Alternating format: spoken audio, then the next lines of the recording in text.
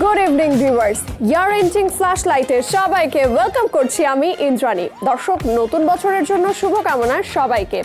Entertainment ওয়ার্ল্ডের সালতামামি এবং নতুন বছরের জন্য নতুন কিছু খবর নিয়ে সাজানো হয়েছে আমাদের আজকের ফ্ল্যাশলাইট। তো তাহলে চলুন ঢুকে পড়ি আমাদের আজকের আয়োজনে।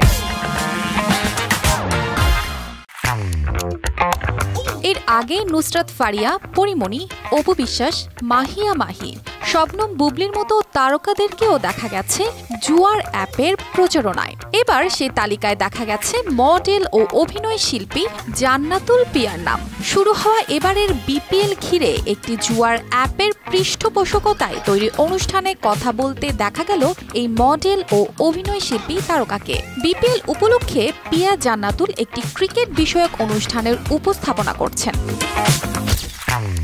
সম্প্রতি এক ভিডিওতে বাবা শরীফুল রাজের সঙ্গে দেখা মিলল ছেলে পুণ্যের।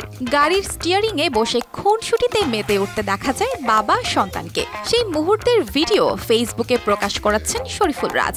লিখেছেন, আমার ছেলের প্রতি আমি কিভাবে ভালোবাসা প্রকাশ করতে পারি। পৃথিবীর কাছে আপনি একজন মানুষ হতে পারেন, কিন্তু একজনের কাছে আপনি হয়তো তার পুরো পৃথিবী। তোমাকে ভালোবাসি আমার চ্যাম্প। এরপরই নতুন বছরের শুভেচ্ছা জানান শরীফুল রাজ।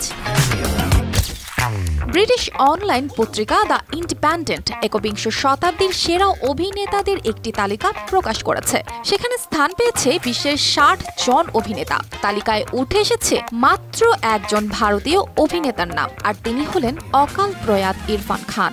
তালিকার ৪১ নম্বরে রয়েছে এই অভিনেতার নাম। ২০২০ সালে মাত্র ৫৩ বছর বয়সে এই অভিনেতা মারা যান।